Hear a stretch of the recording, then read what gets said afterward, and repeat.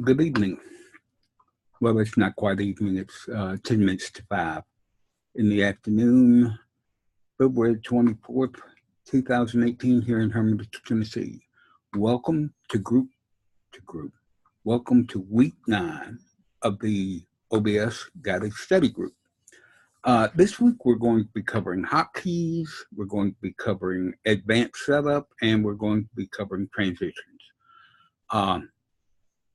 Basically, it's reading 4 or 5 pages of text, watching 3 videos, which have a total watch time of 15 minutes. So it's not going to take long. I think most of us have either used or tried to use the 3 things we're going to be talking about this week. As usual, we will have a live Q&A session a week from this coming Monday, 8 p.m. Central Time, to discuss any questions you may have about it. Full details about the week 9 coursework can be found in the details down below this video. And there are also some related links to collections and so forth and so on.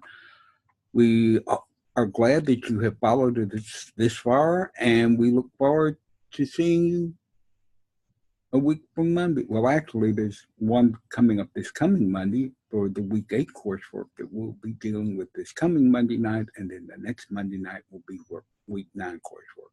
Thanks for watching.